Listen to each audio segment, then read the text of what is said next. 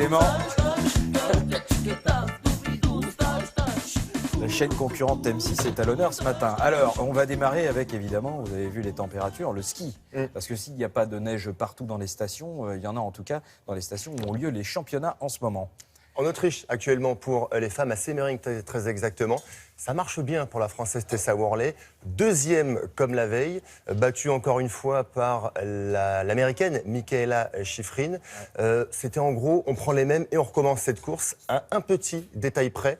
On va regarder tout ça. Le détail en question, c'est la météo. Vous le voyez, alors, du vent, du brouillard, de la neige. Pas franchement facile. Les organisateurs ont longtemps pensé d'ailleurs à annuler la deuxième manche du slalom géant. Elle a été maintenue. La Française Tessa Worley va réaliser une très belle descente pour se classer finalement deuxième. C'est son 4e podium en 4 courses pour la skieuse du Grand Bornand qui est décidément en pleine confiance. Hier encore, c'est l'Américaine, donc Mikaela Shiffrin, qui a été la plus rapide dans l'exercice. Et vous regardez ces images, on se rend encore davantage compte que c'était pas franchement évident de mettre un ski devant l'autre. D'ailleurs, elle a râlé, hein. Elle a dit oui, ce sont des conditions. En même temps, elle a gagné. Ouais. En même temps, elle a gagné. Pas de brouillard, ni de neige à Santa Caterina en Italie, mais vous le voyez, beaucoup de vent, trop. Selon les organisateurs, le Super G homme a été annulé. Alors, il y a une épreuve de combiné programmée aujourd'hui et tout le monde croise les doigts du côté de l'organisation. Avec la météo, c'est pas évident qu'elle ait lieu. Maintenant, on va passer nouvelle du Vendée Globe parce que quand même ça vous inquiète, ça. Bah oui, ça m'inquiète. Écoutez, quand même. L'écart fond comme au neige au départ, soleil. 800 000, après 600 000, après maintenant on parle de 280 000. Oh là là, dites donc, 200. Ça se resserre. 200. On va regarder tout ça avec une petite cartographie. Regardez le podium du Vendée Globe. Donc pour le moment, Jérémy Bayou qui est 3e, il a franchi le Cap Horn il y a 2 jours. Devant lui, donc le Gallois Alex Thompson qui est en train de refaire son retard sur Armel Lecléache. Le Français compte 194 000 d'avance au dernier pointage ce matin. Il y en avait 255 hier soir, 61 000 repris par Thompson dans la nuit. Ces images à présent. Paul Meillat qui est arrivé à Tahiti. Alors le skipper avait fait route vers la Polynésie française après avoir abandonné suite à un problème de quille. Il était 3e à l'époque, plus qu'un abandon, c'était un crève-cœur. Hier quand même, il a retrouvé le sourire, il a repris quelques couleurs car les gens des îles, Thomas, mais ils savent recevoir, regardez. C'est un peu comme tout. Il savent recevoir, mais il est quand même en dehors de la course, hein, le pauvre. Oui, c'est vrai, mais il a eu un accueil très chaleureux. C'est pas un collier de fleurs qui va changer son résultat. Hein. Bon, mais c'est quand même effectivement un très bel accueil. Et puis, un sport dont on ne parle pas assez à la télévision, le volleyball, et pourtant Dieu sait si c'est spectaculaire. Ouais, les hommes kangourous avec des détentes de folie, plus d'1 mètre de détente sèche, nous va s'intéresser à un match entre 2 gros bras du championnat, Tours d'un côté, Poitiers de l'autre. On va regarder ça avec un match qui a tourné à la démonstration avec à droite de l'écran Tours qui va largement s'imposer face au Poitevin. Le score 3-7-0. Et du coup, Tours reprend la 3e place de la Ligue A à Paris. Le leader, c'est Chaumont qui a battu Nantes hier et qui est sur une belle série à 9 victoires en 10 rencontres. Chaumont est en tête de la Liga de volley. Cette information de tennis, Thomas, à présent, avec la retraite d'Ana Ivanovic. Elle l'a annoncé hier.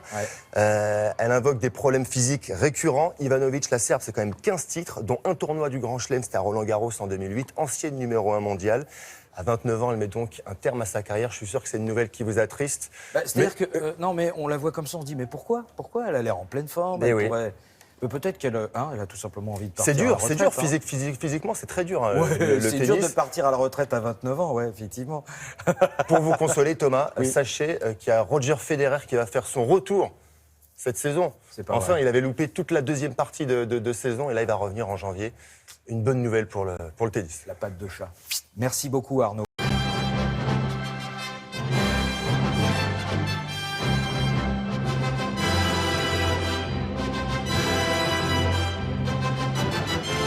Et oui, alors pourquoi cette musique de superstar? Parce qu'on vous parlait des superstars de votre assiette. Vous savez, les super aliments dont on nous dit les bienfaits. Alors justement, Isabelle, comme elle ne se contente pas des oui-dire, elle est allée vérifier si ces super aliments étaient aussi efficaces que cela. Effectivement. Est-ce que ça existe, un super aliment? Et puis, qu'est-ce que c'est un super aliment? Aujourd'hui, on voit fleurir dans les rayons de supermarchés, en particulier dans tout ce qui est bio, évidemment, parce que là, il y a une clientèle spécifique Ouais. qui est très sensible à sa santé. Donc attention à ce que l'on consomme. On fait de plus en plus attention à notre santé. Ça, c'est une bonne chose. Et on voit donc fleurir de nouveaux aliments.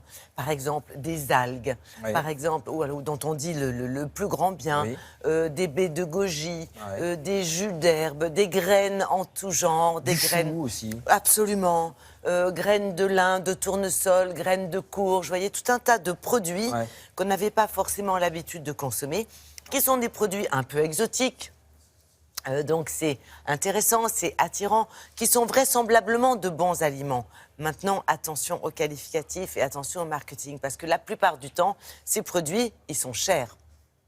Vous voulez dire qu'on nous vend le super aliment avec On sa nous cape vend le et- super aliment avec sa D'accord. petite cape et son petit logo sur la poitrine, si vous voyez ce que je veux dire. Eh oui. Alors, en réalité, est-ce que vraiment ça existe, super aliment? Est-ce qu'il y a des effets sur la Est-ce santé? qu'il y a des effets? Est-ce que c'est pas simplement l'association entre divers denrées alimentaires qui est important pour la santé? Alors, pour le savoir, nous avons vérifié auprès d'une nutritionniste et voici son point de vue sur la question.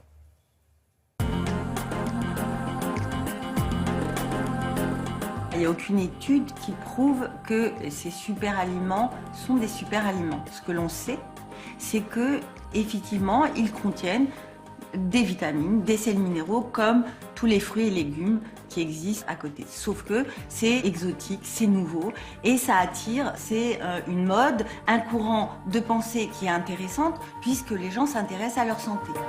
Il faut en acheter pour goûter, pour savoir si ça vous plaît. Mais il faut bien comprendre que pour avoir une bonne santé, c'est une association de certains aliments entre eux qui fera que vous serez en bonne santé.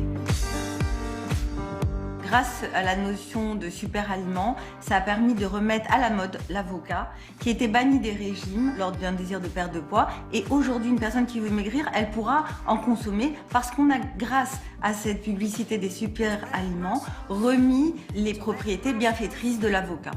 Ça permet de remettre au goût du jour une phrase citée par Hippocrate et Maïmonide qui est « que ton aliment soit ton premier remède ». En faisant une petite émulsion, par exemple, d'avocat, et comme la crevette, c'est très très diététique la crevette. Oui, Vous êtes en en tout train cas, de me c'est dire ce que qu'on dit. l'avocat crevette, s'il n'est pas noyé dans la mayo, ça peut être très très C'est diététique. un petit peu ça. Ben, franchement, déjà, l'avocat, c'est gras. Si en plus vous rajoutez la mayo, Ouais, mais vous normalement, faites ce que vous voulez. bah, attendez, l'avocat, non, vous un prenez votre petit avocat, filet de vous le vinaigre videz, vous balsamique, mettez... comme surtout Ah, d'accord. dans Pas la de ma- vie. pas de mayonnaise. Et puis voilà. Pas de mayonnaise. Bon, Vous donc, avez compris. moralité. C'est pas un super aliment la mayonnaise? Bon, D'accord. eh bien, Ok. on va reconsulter la nutritionniste si vous voulez, parce que je ne veux pas vous casser le moral des potrons minets. Mais franchement, la mayonnaise, c'est bien de temps en temps. De temps en temps, Voilà, d'accord. après, c'est comme on dit, c'est vous qui voyez. Donc, manger diversifié, effectivement. Ces aliments sont bons.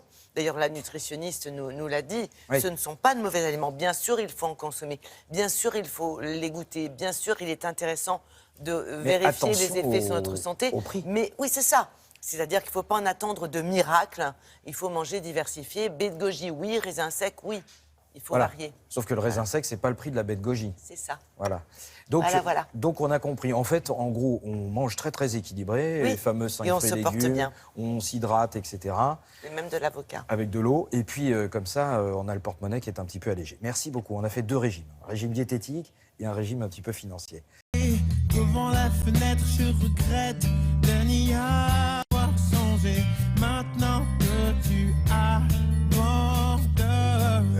L'ICET imposé comme une des plus jolies plumes, hein, on peut dire, de la oui, chanson oui, française oui. depuis ces 10 dernières années. Plume pour lui et plume aussi pour les autres, on ne sait pas, les frérots écrit. de la Vega. Et il s'appelle Tété. C'est un artiste. Alors, Frédéric Zetoun a eu le privilège de pouvoir le voir sur scène, puisqu'il a donné, en fait, les premiers. Ben voilà, on sait maintenant à quoi va ressembler son album. Les prémices de sa nouvelle tournée. L'album venait juste de sortir. Oui, de sa tournée, pardon. Et les chroniques d'un Pierrot Lunaire, un magnifique album qui vient de sortir, qui est sorti il y a quelques semaines. Il était sur scène dans une petite salle parisienne il n'y a pas très longtemps, en version acoustique, pour donner justement un petit aperçu, un petit teasing, comme ça, Ouais. comme on dit dans les milieux branchés de la publicité, de ce que sera sa nouvelle tournée. Nyang Mahmoud Tété, plus connu sous le nom de Tété. Effectivement, 1999, un premier album, 99-2000, Préambule, c'est son 7e album. C'est vraiment quelqu'un de très, très, très à part dans le paysage de la musique française. On peut dire qu'il est très très doué surtout. Hein. Il est extrêmement doué. C'est quelqu'un qui a appris à jouer de la guitare tout seul à la faveur d'une jambe cassée. Une jambe cassée peut mener à tout. À 16 ans, il a un accident de mobilette. Il se retrouve sur un lit d'hôpital. Il demande une guitare et avec sa guitare, il va un petit peu changer son destin. Il écrit ses premières chansons. Très très vite, on le trouve doué. Dans le métro, un musicien le repère, l'amène dans une maison de disques. Un premier EP, un premier disque autoproduit. Ouais. Et puis en 2000, ce premier album. 2003, la consécration avec À la faveur de l'automne. Cette chanson qu'à moins que si vous c'était Vivez dans une grotte sur la planète Mars, vous avez forcément entendu. Il était au Café de la Danse il y a quelques jours. Nous y étions. Regardez. À la faveur de l'automne revient cette douce mélancolie. Le grand public vous connaît grâce à une chanson qui date de 2003, À la faveur de l'automne. Quel rapport entretenez-vous avec elle aujourd'hui? C'est vrai que cette chanson est l'ambassadrice de toutes les autres.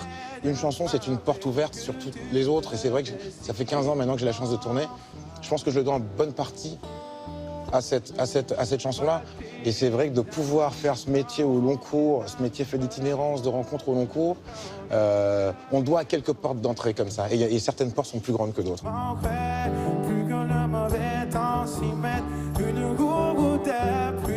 Tété, je crois savoir que c'est à la faveur d'une jambe cassée que vous avez découvert la guitare et le plaisir de la composition. À l'âge de 16 ans, je me suis cassé une jambe et j'ai demandé à ce qu'on m'offre une guitare pour mon anniversaire. Il me semblait que c'était un meilleur compagnon de convalescence. Et c'est vrai que cette guitare est petit à petit devenue ma meilleure amie. Et ça fait 25 ans que ça dure. Persona non grata, ma plus ne veut plus de moi. Persona non grata, page blanche du trépas. Vous êtes né à Dakar, vous avez grandi une bonne partie de votre jeunesse dans l'Est de la France. Quels étaient les chanteurs français qu'on écoutait chez vous? Moi, j'ai été élevé avec beaucoup de disques de jazz, en fait. Davis, Coltrane, des choses comme ça. Et puis Tom Waits, et puis surtout les Beatles. Et les grands auteurs en chansons francophones, je les ai découverts plus tard. Passé 20 ans, les Gainsbourg, Aznavour, Brel, je les ai découverts plus tard, ce qui n'est pas plus mal. Parce que je pense que si j'avais grandi avec un Brel, un Brassens, des gens comme ça aurait été beaucoup plus invalidant pour écrire. Parce que passer, entre guillemets, après des gens comme ça, c'est pas évident. C'est l'histoire d'un ange déchu, perdu entre abysses vertus. Quand le petit enfant né à Dakar, élevé par sa maman seule, voit aujourd'hui des salles pleines comme ce soir, des affiches avec votre nom dessus, qu'est-ce que vous dites quand vous voyez ça? C'est surtout de l'humilité parce qu'au bout de 15 ans, on sait le prix que ça a. Et qu'en 15 ans, on a vu plein de copains qui n'ont pas forcément pu continuer. On mesure la chance d'avoir des gens, parce qu'on n'est jamais tout seul, il y a des équipes. On mesure la chance d'avoir des gens qui sont investis sur ce qu'on fait et c'est pas pour faire des grandes phrases, mais on a envie d'essayer d'être à la hauteur de ça. Le réel confie nos mystères, les gens au bout du tunnel, la lumière. Paris.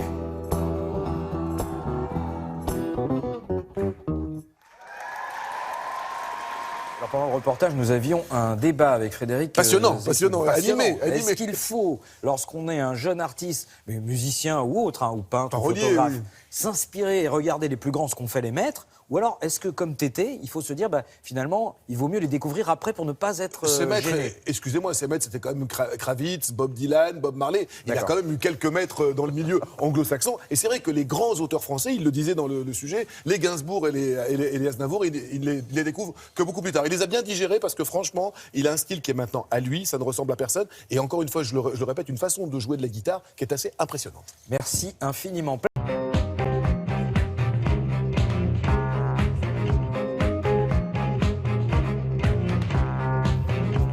Frédéric, il dit comment ça, place au rire? Place au rire, oui, je comprenais pas. Alors, c'est pas drôle, mais c'est très important. Oui. Il s'agit de l'inscription sur les listes électorales. Vous savez que c'est les derniers jours, effectivement, pour s'inscrire sur les listes électorales, si vous avez déménagé ou si vous n'étiez encore jamais inscrit. Et apparemment, c'est la ruée dans les mairies, forte augmentation des demandes pour s'inscrire sur les listes. Regardez, nous disent aussi bien le Parisien aujourd'hui en France que Libération, la ruée vers l'urne, écrit Libé. Et le Parisien en conclut que les Français ne sont pas si fâchés qu'on pourrait le croire avec la politique. Les Français croiraient-ils toujours en l'utilité des hommes politiques, contrairement à ce que l'on dit souvent? Alors, il y a aussi un autre phénomène, vous allez voir une phrase. Le lendemain de l'élection de Donald Trump, on a compté en France 2 fois plus d'inscriptions qu'en temps normal. C'est donc peut-être aussi ça, la peur qui pousse les citoyens français à aller s'inscrire, la peur d'écoper d'un président de la République dont vraiment ils ne veulent pas en mai prochain. Il y a guère que le journal La Croix qui n'est pas d'accord. La Croix fait sa couverture sur ce qu'il appelle le vote en crise, car même s'il y a plus d'inscriptions que d'habitude sur les listes électorales, il y aura quand même en 2017, comme chaque année, des millions de Français qui n'iront pas voter. L'abstention reste toujours très forte, par exemple dans les quartiers pauvres, qui sont apparemment les endroits où les citoyens sont le plus dégoûtés de la politique, nous dit La Croix. Et on pourrait se dire qu'il y a effectivement de quoi être dégoûté quand on lit, par exemple, Le Canard enchaîné de cette semaine. Le Canard nous révèle des marchandages pas forcément glorieux dans les coulisses. Le journal croit en effet savoir que François Fillon voudrait passer un accord secret avec François Bayrou. Le camp Fillon aurait demandé à François Bayrou de ne pas se présenter à la présidentielle, ou même carrément de se rallier à François Fillon, et en échange, on lui donnerait des circonscriptions pour les législatives, vous voyez, pour des députés. Alors, d'après le Canard, François Bayrou ne se serait pas engagé pour l'instant, on ne sait pas ce qu'il va faire. Par contre, Michèle Alliot-Marie, de son côté, serait beaucoup plus arrangeante, croit savoir toujours Le Canard enchaîné. Vous savez que Mme a déclaré qu'elle veut se présenter à la présidentielle, mais selon Le Canard, ce n'est qu'une stratégie. Mme Alliot-Marie chercherait uniquement à monnayer son retrait. Elle serait prête à renoncer à condition que, même chose, on lui donne une bonne circonscription pour les législatives. Voilà, pour les législatives, pour être député. Vous lirez dans les colonnes du Canard enchaîné tous les détails de cette petite cuisine politique que normalement nous ne sommes pas censés connaître. Mais le Canard salue aussi à l'autre bout de l'échelle des élus certains maires, les maires de certaines communes qui de plus en plus se battent contre EDF. Il s'agit du nouveau compteur électrique Linky, compteur intelligent, vous savez, qui permettrait de mieux réguler votre consommation, dit EDF. Oui, mais c'est également un compteur qui émettrait peut-être des ondes nocives. De plus, il a tendance à faire disjoncter les plaques de cuisson électrique ou les box Internet. Oui, il y a des histoires dans l'article, vous verrez. Oula. Il y a même parfois les lampes qui s'allument et s'éteignent toutes seules quand vous avez ce nouveau compteur, c'est un peu gênant.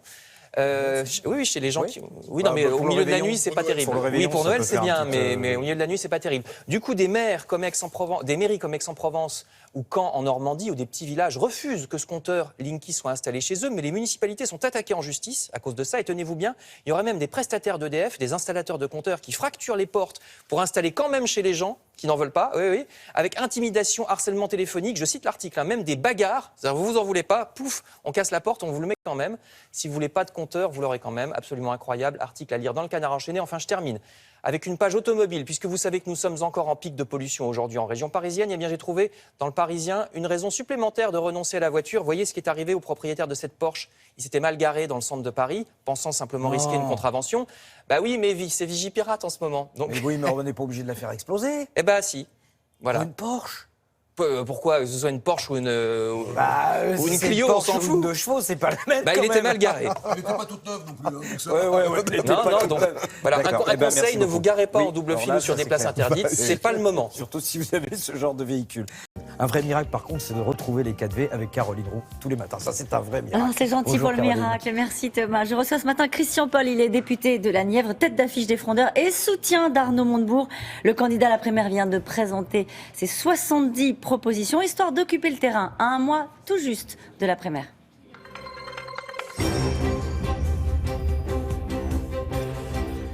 Bonjour Christian Paul. Bonjour. François Hollande a accordé une grâce présidentielle à Jacqueline Sauvage, condamnée à 10 ans de prison pour le meurtre de son mari violent. Vous saluez la décision? J'allais dire comme tout le monde. Oui, bien sûr. C'est une mesure d'humanité, c'est aussi une mesure de justice. Mais ce qui est important, c'est qu'au-delà de ce cas qui a ému, je crois, tous les Français, le président de la République a eu raison de prendre cette décision. Ce qui est important, c'est que cette cause, la cause de la lutte contre les violences faites aux femmes, devienne vraiment une cause nationale, comme il y en a eu d'autres dans l'histoire de notre pays, parce qu'aujourd'hui, ça reste encore un sujet qu'on évoque devant des situations dramatiques, mais ça n'est pas un sujet dont on se préoccupe dans le quotidien. Est-ce qu'il y a aujourd'hui suffisamment de refuges pour les femmes battues? Est-ce qu'il y a une capacité d'accueillir dans les commissariats, dans les brigades de gendarmerie, quand une femme vient déposer une plainte, ce qui est au fond assez rare au regard du nombre incalculable de situations de cet ordre? qui concerne les femmes, et on l'a vu dans le cas de Jacqueline Sauvage, également leurs enfants. Alors, seule dissonance, c'est la réaction de l'USM, l'Union syndicale des magistrats, qui considère que c'est une décision qui piétine la justice. Vous disiez c'est une décision de justice. L'USM dit non, il y a eu des procès, il y a eu au fond une décision d'un jury populaire qui a dit non et qui a condamné Jacqueline Sauvage. C'est vrai que la grâce pose un problème démocratique. C'est une survivance monarchique, il faut le dire, et la séparation des pouvoirs n'est pas totalement respectée. Mais on l'a vu dans ce cas, ça peut être aussi une soupape quand un système judiciaire dysfonctionne. Et heureusement, vous considérez que les décisions de la justice étaient des décisions qui dysfonctionnaient? Je pense ces décisions ont été excessives et il fallait probablement remettre un équilibre. Et quand on regarde l'usage qui a été fait du droit de grâce depuis 20 ou 30 ans, très franchement, il n'y a pas d'abus. On en vient à la primaire. Arnaud Montebourg a fait 70 propositions entre Noël et le jour de l'an. D'ailleurs, c'est assez curieux de le faire dans ce moment-là, non? Parce qu'il n'y a pas de trêve, il n'y a pas de pause. Et je c'est pense pas l'impression qu'on a, Christian Paul. Oui, mais vous avez un contre-exemple, là, vous avez un candidat, et je pense qu'il y en a d'autres aussi, il faut être honnête, qui considère que la primaire a commencé. Vous savez, cette primaire, beaucoup ne la voulaient pas.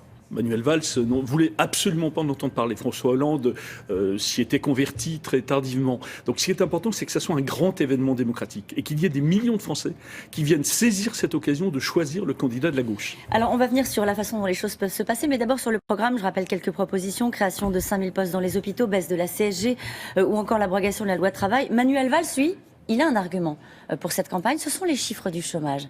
C'est un coup de pouce pour sa campagne, ces annonces de cette semaine? Vous croyez que c'est un argument? Pourquoi? Parce que ce sont des bons chiffres, les meilleurs depuis 2008? Oui, sur 3 mois. Et c'est important. Donc oui, on peut dire que ça va mieux. Mais ça ne va pas bien. Ça ne va pas bien, pourquoi? Parce que le chômage de masse n'a pas été attaqué à la racine. Parce qu'il y aura plus de chômeurs en France à la fin de ce quinquennat qu'en 2012, où il y en avait déjà beaucoup trop. Et le défi de 2012, tous les candidats de droite et de gauche en 2017 vont le retrouver devant eux. Et c'est pour ça que c'est la question qu'il faut attraper à bras-le-corps. Comment éradiquer le chômage de masse? Ça veut dire que vous considérez que ce qui a été fait sur le chômage est un échec du quinquennat? Je considère que les résultats sont tièdes. Je considère que la volonté n'a pas été au rendez-vous. Je considère qu'on a beaucoup d'idées, mais on ne les a pas mis en œuvre. C'était de bonnes idées, Christian Paul? Non, je considère qu'il y a beaucoup de bonnes idées depuis 10 ans, 15 ans, 20 ans. Des bonnes idées dans les entreprises, des bonnes idées dans les organisations syndicales, l'idée de sécurité sociale professionnelle, faire en sorte qu'on ne passe pas par la case chômage, mais qu'on aille dès le premier jour après un plan social en formation, qu'on soit réellement accompagné. Ça changerait radicalement la donne. Quelle est la singularité d'Arnaud Montebourg dans, au fond, ce qui restera l'un des principaux enjeux de cette primaire, savoir si l'un des candidats a la solution pour résoudre le chômage de masse? Et est-ce que vous croyez que les Français y croient encore aux solutions et aux déclarations sur le chômage? Il faut être très concret. Il faut être très volontaire. Il ne faut pas se résigner. Nous aurons l'occasion, dans la semaine qui vient, avec Arnaud Montebourg, de préciser ces propositions. Mais je crois que déserter la question du chômage, s'égarer, comme on l'a fait parfois ces derniers mois, dans des croisades identitaires, se résigner d'une certaine façon, c'est le problème d'ailleurs des accords que nous pouvons avoir avec Benoît Hamon sur le revenu universel. Quel lien faites-vous entre la lutte contre le chômage et le revenu universel? Mais je pense que pour beaucoup de libéraux, je ne dis pas que ça soit l'intention de Benoît Hamon évidemment, mais pour beaucoup de libéraux, d'économistes libéraux, le revenu universel, c'est une façon d'accepter le chômage de masse dans un monde numérique où on sait bien qu'il y aura moins de travail. Mais pour autant, la question de la dignité du travail, de la société du travail, c'est pour moi une valeur incontournable et c'est pour ça que je considère que la candidature d'Arnaud Montebourg est importante dans ce débat. Ce sera un sprint, cette primaire, naturellement, puisque la campagne va être très courte. Est-ce que vous craignez un échec des primaires? Et ce serait quoi un échec des primaires de la gauche? Ça serait d'abord une faible participation. Mais je pense que nous sommes peut-être préservés contre cette faible participation. Qu'est-ce qui vous rend si confiant? Je pense que tous celles et ceux qui ont manifesté contre la loi travail viendront voter dans cette primaire pour choisir un candidat qui tourne la page de ce quinquennat et qui propose une alternative crédible. Voilà, parce que, vous savez, l'élection présidentielle, il faut être crédible, il faut donner envie. Voilà, je pense que c'est là-dessus que ça va se jouer. Et le deuxième risque d'échec, ça serait que les idées ne soient pas au rendez-vous. Mais là, je ne suis pas inquiet. Je pense qu'il y a une profusion d'idées. Il faut maintenant les mettre en pleine lumière, faire en sorte que les Français s'y retrouvent, prendre des engagements qui soient à la fois crédibles et extrêmement ambitieux. Parce que qu'est-ce qui a manqué dans ce quinquennat ? Et c'est le problème d'ailleurs que vont rencontrer les avocats du quinquennat dans la primaire, et en premier lieu Manuel Valls. C'est pas seulement l'influence libérale qui a gagné les rangs de la gauche. La gauche n'a pas été authentique dans cette période. C'est le manque d'ambition. Voilà. Et il faut dans cette primaire qu'il y ait beaucoup d'ambition pour le pays. Emmanuel Valls, il vous promet une campagne éclair, Blitzkrieg, comme il l'a confié. Ça vous effraie ? Blitz, c'est le calendrier. Krieg, j'aime pas. Vous savez, Krieg en allemand, ça veut dire guerre. Et je pense qu'on n'a pas besoin, vous savez, de faire le haka comme les joueurs de rugby sur un terrain quelques minutes avant le match. Je pense que la primaire, ça doit être une belle confrontation d'idées. Et à ce prix-là, elle sera gagnante. Une dernière question, Christian Paul. On est à quelques jours des derniers vœux de François Hollande. Je ne sais pas, qu'est-ce qu'il pourrait dire aux Français, François Hollande ? Il faudrait que ce soit des vœux de lucidité, qu'il ait pas tant des regrets, mais qu'il participe lui-même à l'inventaire, puisqu'il n'a pas décidé d'être candidat, c'est qu'il y avait des bonnes raisons. Je ne crois pas un instant que le président ait renoncé par faiblesse. Il a renoncé parce qu'il a considéré que tout n'allait pas bien et qu'il aurait dû faire davantage, et que les Français le savaient. Voilà, donc oui, des vœux de lucidité, pas des vœux de promesses. Merci beaucoup, Christian Paul. C'est à vous, Thomas. Merci beaucoup. On vous retrouve, Caroline, demain. Lundi, et non nous, lundi, bah oui, Lundi. c'est vrai, lundi, exactement. Et nous, on passe par la case publicité. Dans l'actualité du cinéma, nous allons vous parler d'une comédie. Mais alors attention, c'est une comédie avec une intrigue particulière. Pourquoi ? Il s'agit de Mes Trésors, c'est ça. Et Mes Trésors, c'est quoi ? C'est Jean Reno qui décide de faire un casse et il va être accompagné de ses filles.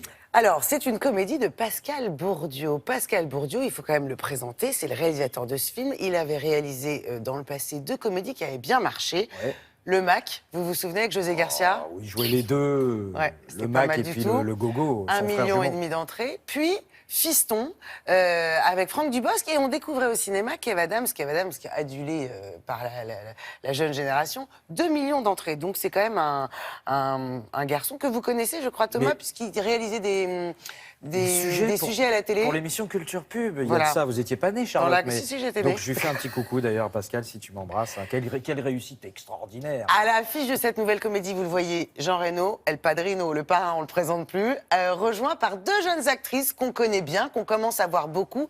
L'humoriste Camille Chamou, qu'on voit beaucoup ces derniers temps au cinéma, et la brune Rim Kérissi. Rim, vous l'avez vu au cinéma, notamment avec Jean Dujardin dans OSS 117, souvenez-vous. Elle avait réalisé aussi un film en 2012, une comédie assez réussie, Paris à tout prix, on en avait parlé ici. C'est une comédie d'aventure au scénario efficace et assez cocasse, typiquement la comédie que vous pouvez aller voir en fin d'année et en famille surtout. C'est-à-dire que vous sortez de là, vous avez tout oublié, mais pendant que vous êtes là, dans votre siège, vous passez un vrai moment de détente et de divertissement. Dans le film, Jean Reno est un braqueur, un escroc réputé dans le monde entier, qui décide, il a envie de s'arrêter là, de tirer sa révérence, il décide de faire un ultime casse, un dernier gros coup. La der des der, c'est-à-dire voler un Stradivarius, 15 millions d'euros. Qu'est-ce qu'il fait ? Il se dit, tiens, je vais faire appel à mes 2 filles.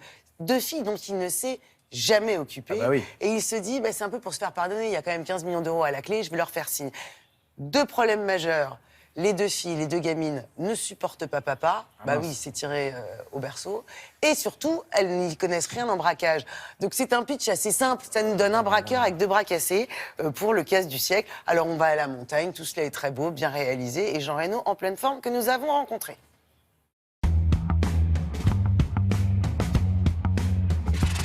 Bonjour Jean. Bonjour. Je crois que ton père est mort. Carole Perceval, je vous présente Caroline Laugier, votre demi-sœur. C'est une blague.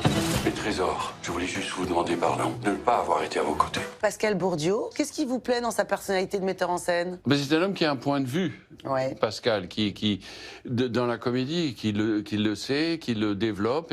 Et si vous quittez la route, il vient vous dire non, je préfère que tu passes par là, Jean.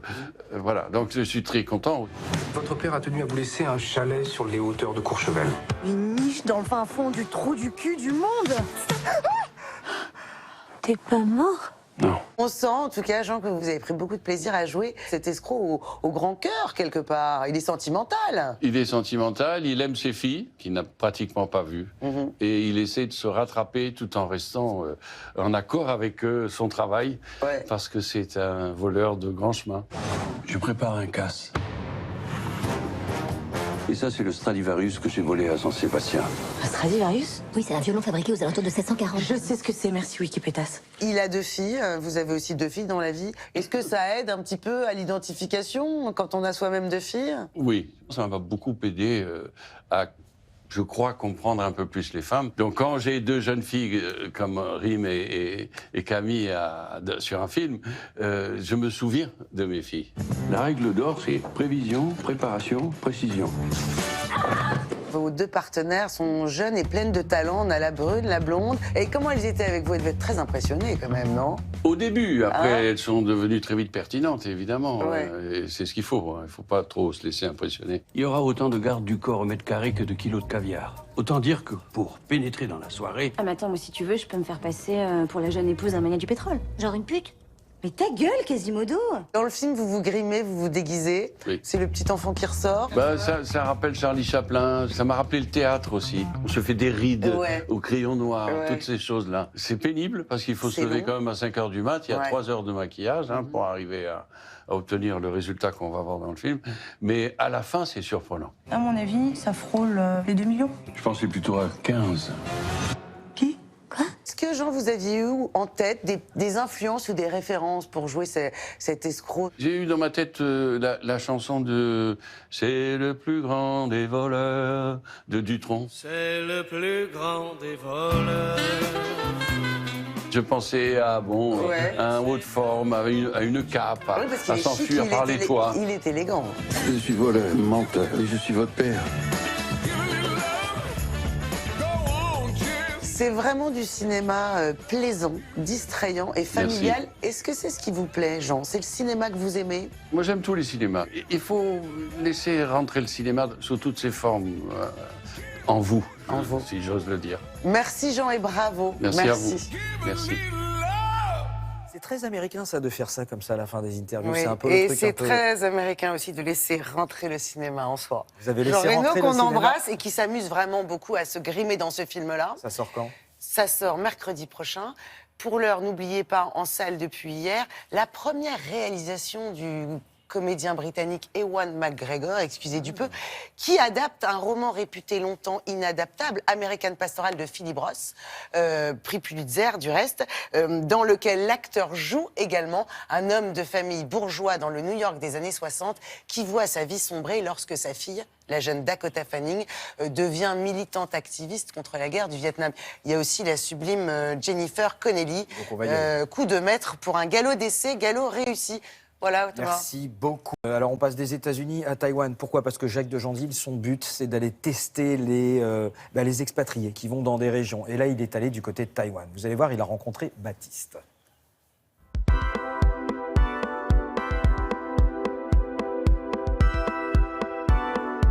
J'étais aux États-Unis en école de cinéma et j'ai rencontré 2 Taïwanais, super sympas, des grands travailleurs. On a fait plein de projets ensemble. Et puis une fois arrivé à la fin de mes études, j'ai décidé de venir avec eux à Taïwan et de me lancer en fait tout simplement. J'ai d'abord commencé par faire beaucoup de documentaires, donc beaucoup de voyages à travers le pays. J'ai fait toutes les grandes villes déjà, après j'ai fait beaucoup de petits villages. Et en même temps, j'ai beaucoup travaillé avec la télévision d'ici. Et au mois de mai jusqu'au mois de juin, j'ai fait mon premier long métrage ici. J'étais équipe caméra B, c'était absolument génial. Alors ma première image de Taïwan, moi je l'imaginais beaucoup comme la Chine, donc assez sale on va dire. Et pour le coup en fait j'étais assez impressionné de voir que la ville était très propre et que les gens étaient très aimables. Mes premières impressions étaient vraiment ça en fait.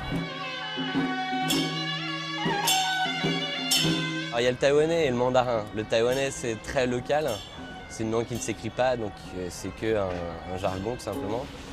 J'arrive à comprendre un petit peu. Dans la vie de tous les jours, je ne le parle absolument pas. Après, dans le monde du travail, j'arrive à me faire comprendre.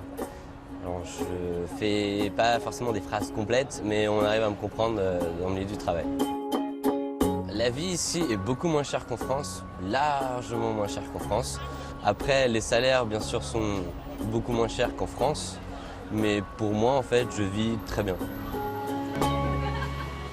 Dans Taipei, je me déplace beaucoup en métro. Après, si c'est assez loin, Je prends le taxi, surtout si je connais pas trop où c'est. Les rues sont quand même écrites en anglais par-ci par-là. Ou même des fois c'est écrit en anglais et tout d'un coup en fait c'est que en chinois. Donc si on n'a pas le GPS on peut être complètement perdu, ça c'est sûr. Taipei ça reste vraiment la capitale, donc une ville où tout le monde travaille. Je dirais la moitié de la ville en fait n'habite pas ici à la base ou ne sont pas du tout de Taipei. Ils viennent tous d'autres villes pour venir travailler ici. Donc le week-end, il y en a beaucoup qui rentrent chez eux. Après, je pense que les activités des Taïwanais, ça reste des activités en famille, je dirais. Il y a beaucoup de balades dans les montagnes, beaucoup de chemins pour se balader. C'est très très beau. Et après, dès que le week-end est fini, en fait, tout le monde se redispatche dans leur ville pour retravailler la semaine, en fait, tout simplement. Moi, j'aime beaucoup bouger. Depuis que je suis tout petit, je voyageais beaucoup dans le monde avec mes parents, pour suivre mes parents ou n'importe. Donc j'ai beaucoup voyagé. J'ai encore envie de bouger en fait, simplement. Ils sont un peu moins de 2000 à être inscrits au registre des Français à Taïwan. 1961 pour être précis, dont Baptiste qui a choisi de vivre ici à la capitale, à Taipei. Voilà, je vous souhaite une très bonne journée, à bientôt et n'oubliez pas, d'ici aussi on regarde Télématin. Fait un petit coucou à nos amis taïwanais. In the port of Amsterdam, there's a sailor who sings of the dreams. David Bowie, là. Reprise sublime de David Bowie. Magnifique. Alors l'actualité des télévisions étrangères, c'est la spécialité d'Anissa Arfaoui qui nous a dégoûté. Alors, Qu'est-ce que c'est alors dis donc, sors de là. Qu'est-ce qu'il fait là, monsieur Freud, là, sous la table? Qui nous a dégoté une petite télé-réalité, vous allez voir, solidaire. Alors c'est marrant parce que c'est des termes un peu, c'est paradoxal, télé-réalité, solidaire. Alors, de moins en moins finalement, parce qu'il faut bien s'adapter. Effectivement, les programmes solidaires sont tendance, et heureusement d'ailleurs parce qu'ils servent toujours de très bonnes causes. Et maintenant, parler de télé-réalité, c'est ennuyeux. Est-ce que c'est télé-réalité? Est-ce que c'est un docu-réalité? Puisque finalement, on suit des personnages qui existent réellement. Vous n'avez pas... Quel est le principe? Alors, le principe, ça s'appelle The Amsterdam Project. Le projet Amsterdam, c'est diffusé donc sur la chaîne hollandaise RTL4. Et vous avez un présentateur qui va parcourir les rues de la ville et puis qui va s'adresser à une catégorie de la personne qui est un petit peu délaissée, laissée pour compte. On parle de ceux qui sont victimes de l'exclusion, autrement dit, les sans domicile fixe. D'accord. Et donc, il va discuter avec eux, il va s'installer, et puis il va leur faire une proposition. Une proposition qui consiste à leur proposer une deuxième chance. Donc, c'est un thème qui est lourd. Quand même, parce qu'on est souvent dérangé, on est gêné d'aborder ces thèmes-là, on ne sait pas comment, donc soit on le fait avec beaucoup de gravité à travers des documentaires, mais rarement dans un programme qui se veut un petit peu divertissant, entre guillemets, parce que c'est entre la télé-réalité et le docu-réalité, et tout est fait avec un ton extrêmement léger. Vraiment, il y a que les Hollandais et les Anglais qui peuvent faire ça comme ça, traiter de thèmes aussi graves. Et le but, c'est quoi? Il leur donne une somme d'argent? Alors, le but, je vais vous laisser le découvrir en images, parce qu'effectivement, il leur fait une proposition, et quelle est-elle? Vous allez le voir. Amsterdam telt honderden daklozen. Ze gaan van opvang naar opvang en slapen in portieken en parken. Het aantal daklozen hier is de afgelopen 6 jaar bijna verdubbeld. Ik denk dat dakloos zijn, echt alles kwijt zijn, dat kan ons allemaal overkomen. Niemand uitgesloten. We hebben nog heel veel mensen die door de stad zwerven, waarbij iedereen één te veel is. In samenwerking met een team deskundigen en het leger des Heils volg ik een jaar lang 5 Amsterdamse daklozen. Kijk, mijn vader die was zwaar alcoholist en die mishandelde zowel mij, mijn moeder als mijn zusje geestelijk en lichamelijk. De zwaarste periode in mijn leven was dat ik net bevallen was en met hem op straat stond. Ik heb gewoon heel veel schulden gemaakt, met echt over 10.000 euro's. Ik weet ook dat mijn vader zich bijvoorbeeld schaamt voor het feit dat ik nu zo laag aan wel ben. Mijn initiatieven zijn niet zo groot, geloof ik. Heb ik net een luie flikker. Nu gaan zij met een beetje liefde en alle vertrouwen de strijd aan. Met alle deskundige hulp die ze willen en 10.000 euro. Dit is The Amsterdam Project. Une carte? C'est quoi la carte? C'est une carte de crédit. Une carte de crédit liée à un compte en banque où il y a 10 000 euros. Voilà, c'est une deuxième chance. C'est une expérience sociale. Une expérience sociale où vous allez toquer à la porte, vous allez voir des gens et vous leur dites « Ok, on va vous aider. La vie vous a un petit peu cabossé, ça a été un petit peu difficile. Est-ce que vous voulez tout recommencer? On va vous filer un coup de main. » Donc, une carte avec de l'argent et maintenant débrouillez-vous, vous avez 1 an. Et c'est une véritable expérience sociale, cette télé-réalité. Ça dure 1 an, évidemment, parce qu'on ne se remet pas non plus de plusieurs années à la rue comme ça en claquant des doigts. Et puis on ne se remet pas qu'avec de l'argent, il y a peut-être aussi un suivi... Il y a un suivi psychologique, ils sont suivis par les caméras de toute façon. Hein. Et puis évidemment, ils ne sont pas totalement laissés à l'abandon avec un petit chécos de 10 000 euros en leur disant allez-y. Ils sont suivis psychologiquement s'il y a un problème. Toute l'équipe est là. Je ne pensais pas psychologique, je pensais tout simplement quoi faire, les aides sociales, où aller, parce que quand on a vécu dans la rue, ça casse aussi. Bien sûr. Et après, ce qui est intéressant, Thomas, c'est que tous les sans domicile fixe n'ont pas forcément accepté la proposition. Ouais. Et ça aussi, c'est un truc un petit peu gênant. C'est qu'on se dit pourquoi ceux-là, pourquoi pas d'autres. Il y a quelque chose, vous voyez, qui reste un petit peu dérangeant dans notre culture de français, puisque les Néerlandais, ça leur pose aucun problème. Mais voilà, on est un petit peu gênés. Et au départ, les sans domicile fixe, eux, ne savent pas pourquoi est-ce qu'ils sont dragués, entre guillemets, par ces caméras. Ils pensent répondre à des questions, ils pensent juste répondre aux interrogations d'une chaîne de télévision. Et finalement, ils finissent par découvrir la vraie raison de ces discussions. Regardez. De eerste dakloze die ik opzoek is Lolle, een 67-jarige man die al meer dan 10 jaar op straat leeft. Hoe lang weten we niet precies, want Lolle laat weinig los over zijn verleden. Dan heb ik voor jou, dat klinkt een beetje als een duveltje uit een doosje, maar dat is gewoon heel belangrijk. Ik heb hier een boekje. Boekje, daar staan nummers in. En ik heb voor jou in mijn zak hier een pinpas. Snap je? Lolle heeft na het aanbod voor het eerst sinds tijden weer in een bed gelegen. Hij heeft een gat in de dag geslapen.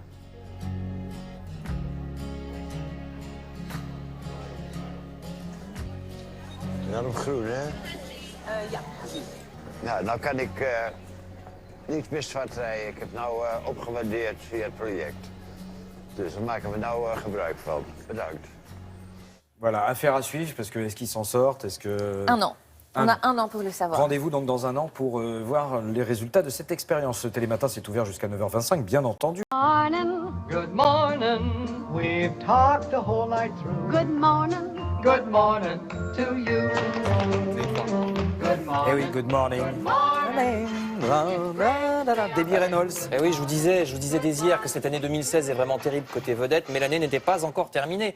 On a appris cette nuit encore la disparition de Debbie Reynolds, actrice hollywoodienne que vous venez d'entendre. Vous voyez cet article du journal canadien La Presse, Debbie Reynolds, qui était par ailleurs la mère de Carrie Fisher, la princesse Leia, décédée 24 heures auparavant. Alors je vous rappelle le grand rôle de Debbie Reynolds dans ce qu'on vient d'entendre, le rôle de sa vie, Chantons sous la pluie, aux côtés de Gene Kelly et de Donald O'Connor.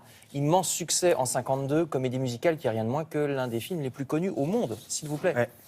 Alors, et les plus réussis aussi. C'est vrai.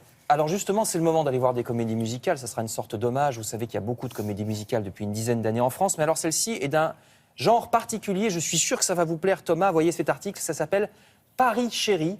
C'est un spectacle musical sur les chansons coquines, les chansons à double sens, des chansons osées ou carrément cochonnes. C'est une grande spécialité française.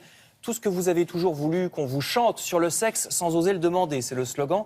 Alors c'est à la fois polisson et très drôle, je cite l'article, avec des chansons parfois anciennes. Je vous disais, il y a toujours eu une grande liberté de ton dans notre pays, ce qui n'était pas le cas ailleurs.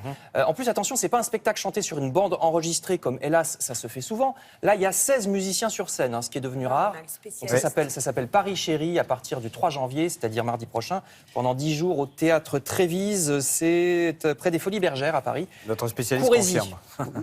Quoi? Que c'est rare d'avoir des 16 musiciens sur scène? 16 musiciens sur scène, je crois que c'est la première fois qu'il y en a autant. Et ben voilà, 16 musiciens sur scène au théâtre Trévise, dans le 9e. Apparemment, ça nous fera du bien, un peu de frivolité d'ailleurs, parce que regardez, cet article effrayant sur le site internet Rue 89, article sur les stéréotypes de genre chez les jeunes. Les journalistes sont allés voir des collégiens, ils leur ont demandé « Quelle est la pire honte pour toi ?»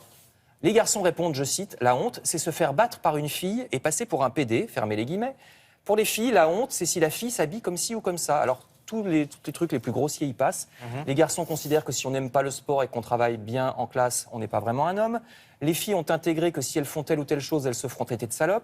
Alors, je ne saurais trop vous conseiller, par conséquent, pour justement s'élargir l'esprit. Ah non, mais ça fait beaucoup de trucs à redresser. Et on pense que les nouvelles générations vont aller vers un avenir plus radieux, pas forcément.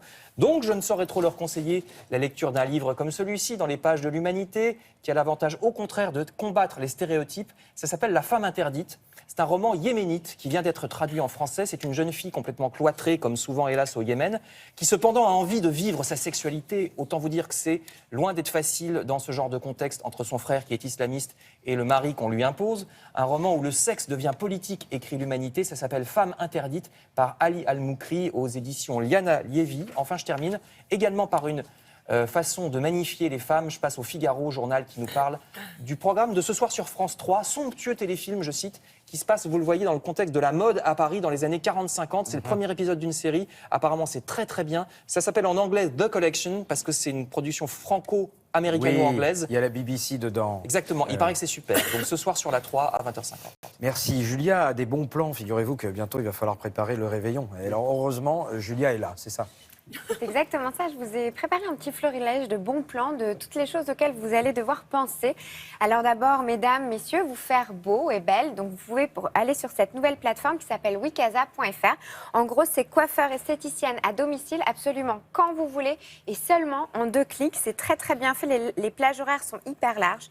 De 7h à 22h, vous pouvez recevoir quelqu'un pour s'occuper de vous 7 jours sur 7. C'est parfait pour les femmes hyper actives, hyper occupées, qui ont vraiment le temps, 1 heure chez elles et pas plus, qui ne peuvent pas se déplacer. Donc le premier plan pour se faire belle, ce serait celui-là. Et puis vous avez 2 sites. Alors une robe pour un soir ou C'est ma robe, qui propose à peu près le même concept. C'est des robes que vous allez louer juste pour un soir ou juste pour quelques jours. Ah, des ça, c'est robes pas bête. très très très belles, de grands couturiers notamment, que vous ne pouvez pas vous offrir, en tout cas pas juste pour un soir, ça ne vous intéresse pas. Vous pouvez sélectionner les marques, les genres, les tailles, c'est très très bien fait. On en a déjà parlé, mais évidemment, trouver une babysitter pour le réveillon, c'est très compliqué. Le site youpi.fr est vraiment la référence dans le domaine, c'est très très bien. Alors après, la sélection de recettes de réveillon du site Elle est très très bien aussi. Si vous ne voulez pas cuisiner, vous pouvez vous faire livrer les dîners de Bérénice notamment, qui sont très très bien. Et alors c'est encore possible de faire une visite virtuelle, une commande et d'avoir une livraison. Et je terminerai par mon mode d'emploi .fr. Qu'est-ce que c'est? Allez sous le hashtag mon mode d'emploi et dites comment vous comptez rentrer en transport en commun, en taxi, dormir sur place, quelle que soit la solution, ou trouver un capitaine de soirée, quelle que soit la solution, le site va vous aider et vous vous engagez à dire comment vous rentrez, évidemment pour votre sécurité. Et oui, parce que vous allez picoler, c'est ça que vous êtes en train de nous dire. Vous allez picoler, donc il faut faire attention quand vous prenez le volant. Non, je dis pas vous. Je dis vous. Vous, Julia, vous allez picoler. Ah non, moi je ne bois pas. Non, pas de bonne résolution, pas d'alcool. Merci beaucoup. Si tu veux de moi, je veux de toi. À Walpé sur le canapé. Laisse-moi t'embrasser sur le canapé. Le coup de pied de l'âne, il vient bien sûr des collègues qui disent oui, quand on voit certaines œuvres, on se demande si non pas du tout. Justement, là, on va vous parler d'une œuvre mythique, extraordinaire. Vous la connaissez tous et peut-être vous ne connaissez pas son nom. Cette œuvre, c'est Sylvia Digard. C'est la Bocca. Alors, Bocca, c'est bouche, bouche rouge. Alors, c'est un canapé, figurez-vous. Effectivement, vous l'avez tous vu. Pourquoi s'appelle-t-il comme ça? C'est bizarre. C'est une influence. L'influence majeure de ce canapé, c'est quand même Dali, qui a représenté la bouche de l'actrice Mae West et toutes les bouches des actrices hollywoodiennes. Alors, parfois, le design... Elle avait une aussi grosse bouche, Mae West. Oui, Mae West, tu connais ça. Alors, parfois, le design est sage, parfois, il est fou. Et le design, là, de cette maison d'édition italienne, il est fou. Pourquoi j'en parle? Parce qu'il fête cette année, là, on est à la fin de l'année de leur cinquantenaire. Alors... ils sont atypiques, ils créent du design, comment dire, c'est du est-ce que c'est une œuvre d'art? Est-ce que cette bouche est une œuvre d'art? Est-ce que cette bouche est un canapé? Cette bouche est un canapé quand même, c'est-à-dire que je peux m'allonger dessus. On peut acheter la bouche? On peut l'acheter, bien sûr qu'on peut l'acheter. Moi, je croyais que c'était une œuvre d'art classée. Bien sûr que non. On peut s'acheter la bouche chez soi. Ils ont créé des objets, des sièges. D'abord, il y a 50 ans, ils ont aussi travaillé avec un matériau qu'on utilisait peu, qui était le polyuréthane, recouvert. Après, ils ont recouvert d'un tissu de mousse. Enfin, il y avait, vous voyez, là, c'est recouvert d'un tissu élastane qui est extrêmement novateur aussi pour l'époque, parce que ce qu'il faut savoir, c'est que l'innovation en matière de design, en matière de forme, elle vient aussi avec l'innovation technologique. Et quand ça marche ensemble, voilà, ça donne ça donne ça. Alors, l'histoire, je l'ai racontée un petit peu à ma façon. Regardez. Ceci est une bouche. Ceci est une bouche rouge. Ceci est la Boca. L'histoire commence en 1930. Salvador Dali réalise un sofa, la Boca, avec un C, comme bouche, en espagnol.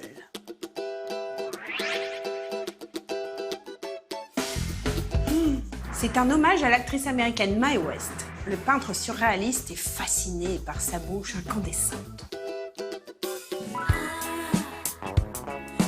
40 ans plus tard, les designers de Studio 65 dessinent un nouveau sofa, la Boca avec 2 C. Oui, c'est en italien, quoi. C'est un clin d'œil à Dali, mais la Boca de 1971 fait référence à une autre icône glamour du cinéma américain, Marilyn Monroe. Ce sofa est en mousse de polyuréthane expansé et la housse est en lycra rouge. Dans le design, il y a celui qui dessine et il y a celui qui édite. Ici, l'éditeur est un Italien, Gufram, qui a édité ce canapé depuis le début. Ça fait 50 ans que ça dure dans sa version originale, mais depuis 2008, la Boca est aussi Dark Lady et Pink Lady. Noir ou rose? Bah oui.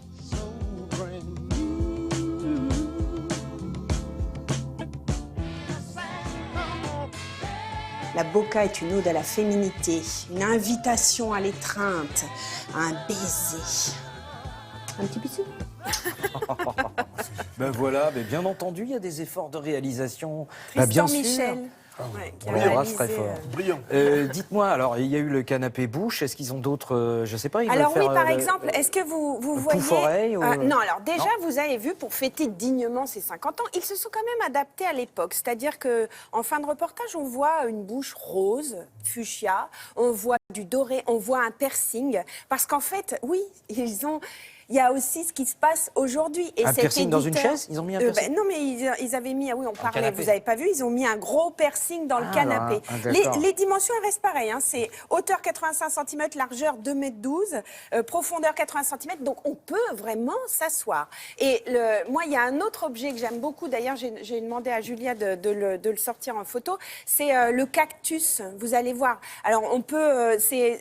voilà, Oui. c'est Qu'est-ce que ça. c'est? Ah, c'est un cactus en ça, laine, c'est en tricot. édité. Ah, oui. Non, c'est en... Ah, non, c'est du plastoc. En PVC, Il y en a non, un. c'est en PVC. PVC, oui. Bon, Voilà, le c'est caoutchouc. Oui, caoutchouc. oui, voilà. caoutchouc. Et en fait, oui, c'est un porte-manteau. Mais voilà, oui, ils ont vraiment décliné ça. Pareil, ça existe depuis longtemps. C'est un objet culte, ça aussi. Alors, il a une fonction, c'est ça. En fait, moi, ma grande question, c'est l'objet culte. Quand est-ce qu'on peut dire qu'il est culte? Souvent, c'est quand il est réédité. Il faut un certain nombre d'années. Quand il rentre au musée aussi, dans les grands musées, au musée d'art moderne de New York, à Beaubourg, à Paris, dans les collections. Ça veut dire qu'on estime... Et donc, le meuble que vous avez acheté, il a pris de la valeur un peu comme une œuvre d'art. Exactement, oui, tout à fait.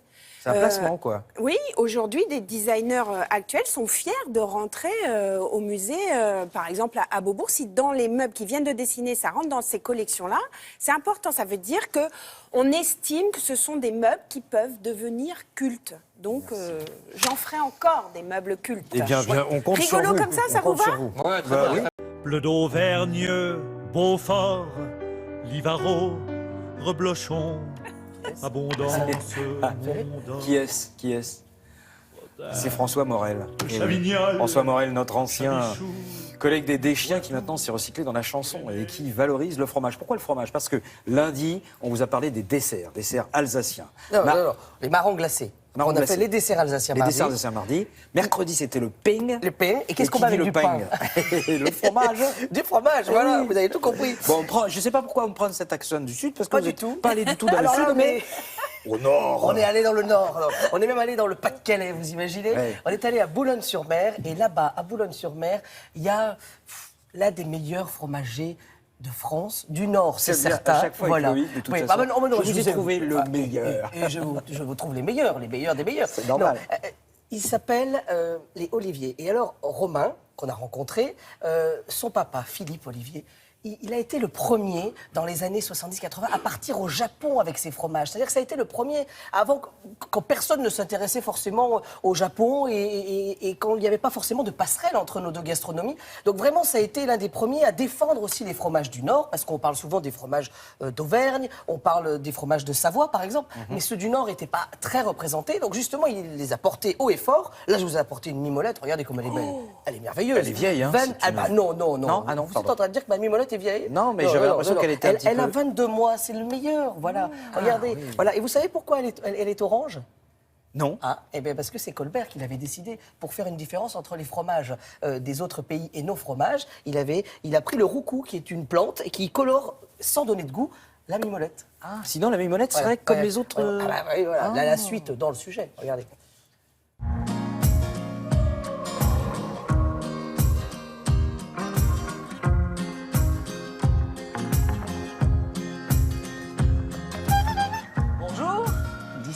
Les fromages partent d'où dans le monde entier?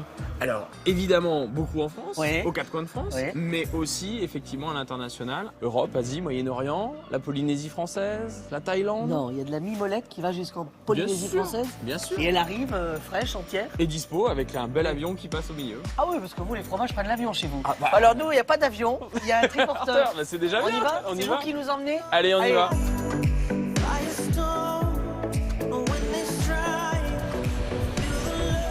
Là, si j'ai bien compris, c'est l'un de vos amours. La mimolette. Oui. Ce fromage à croûte naturelle, française. On a tendance à le confondre avec un fromage hollandais. C'est qui ça. Lui aussi est orange. Qui lui aussi est orange, qui D'accord. s'appelle aussi mimolette, Oui. et qui a une croûte qu'on appelle paraffinée, avec le film plastique autour. D'accord. Le orange, c'est pourquoi? C'est Colbert, le Oui. orange. Pour des questions de taxes, il voulait pouvoir différencier les fromages français des fromages qui ne l'étaient pas. Il rajoute un pigment naturel, issu des roux-pouillés d'Amérique Oui. latine. Pas de goût supplémentaire, ça change rien. Ça change rien, ça permet juste de compter ses petits, D'accord. d'encaisser. Là, celui-ci, c'est le fromage le plus odoriférant. Ah. Oui. Ah bah. Là, je peux vous dire que le matin, là, ça Ça requinque, réveille, ça requinque. exactement. C'est une université anglaise qui s'est amusée avec un nez électronique, qui a passé une centaine de fromages et la palette, le spectre le plus large, était celui du vieux Boulogne. C'est fabuleux froid, c'est également très très bon, bien cuisiné. Sleigh bells ring, are you listening in the lane? Et alors là, je pense que pour la conservation des fromages, la température est optimum. Hein. Ah, on peut pas faire beaucoup mieux. On se conserve nous-mêmes. On est sur la patinoire de Boulogne-sur-Mer. Absolument. Là, 3 suggestions. On commence par laquelle? Eh bien, commençons par l'apéritif. Oui. Un très vieux comté. Là, c'est un août 2013. 2013, un comté de 2013. En copeaux délicats, comme on vous les a proposés là, on va avoir une saveur très fine. Et on va picorer comme ça. Le fromage de la ville, c'est le vieux Boulogne. D'accord. Et là, on vous le propose avec un pain d'épices au miel. Dernière suggestion. Alors là, c'est fromage et champagne. Au fromage, on a tendance toujours à parler de vin rouge à ce moment-là. Mais non, on pourrait les associer avec toute une déclinaison de vin de champagne, avec modération. En premier, un vrai corse aux herbes au lait cru. En deuxième, dans la dégustation, le chaours. Le chaours. Alors là, elle est pas toute jeune, votre mimolette, si je puis me permettre. Hein. 24 mois de cave. Ah oui. Ah oui, quand même. Passer son 31 avec des fromages du Nord, normalement, on passe un bon 31, non? Et on démarre 2017 sur des bonnes bases. Tout est dit ou pas là? Tout est dit. Tout est dit. Allez hop, circulez. Et bonne année, ah bah oui. Ah bah quand même. Ah oui, les accords mais nous on met toujours du rouge avec du fromage, mais parfois on peut mettre du blanc avec du fromage. Et en fait, c'est tout ce savoir que va avoir votre fromager, et c'est pour ça que pour les fêtes, c'est important d'y aller. Il faut aller les Bien voir, sûr. nos fromagers. Bah, tiens, j'embrasse Ils ont- d'ailleurs voilà. le mien, monsieur Vacroux. Hein, si vous me voyez, je vais pas tarder à passer. Et vous imaginez quand même, le vieux Boulogne est le fromage le plus odoriférant du monde. Ça veut dire que, en fait, ça a été analysé par cette université anglaise, et ils l'ont passé sous un nez numérique, donc ça plaisante pas. Et là, ils ont mis différents fromages du monde entier, et c'est c'est celui qui a l'odeur la plus complexe, la plus puissante aussi. C'est vrai que ça réveille un petit peu. Voilà, quand vous recevez votre colis, il y a une petite odeur. Alors dites-moi quand vous recevez votre colis, parce que le problème du colis, c'est que vous allez mettre ce fromage là, vous savez pas comment, Il y a en pas même temps il va d'affinage, voyager, moi, je parle etc. de l'affinage postal. Avant, Oui. c'était l'affinage postal. Oui. Là, non, pas du tout, en fait. C'est assez... On peut saluer les gens de la Poste qui ont créé Chronofresh. Ça veut dire qu'en fait, vous envoyez par Chronopost, comme Oui, habituellement, dans votre mimolette. excepté que le colis reste frais du début à la fin. Et ça, tous les producteurs et les consommateurs sont en train de se mettre en liaison directe, ce qui est vachement bien aussi. Et pareil pour les affineurs, qui peuvent justement envoyer chez leurs clients sans même qu'ils passent par le Alors en fait, Pas-de-Calais. quand on fait Voilà. ce grand geste comme ça Il avec faut les que trucs, ça j'arrête, veut dire c'est ouais, tout. Voilà. c'est Bon, terminé. bien, C'est-à-dire qu'il faut qu'on Pas-de-Calais rende l'antenne. et je Mais on rends la l'antenne. rend dans la joie et la bonne humeur. On espère que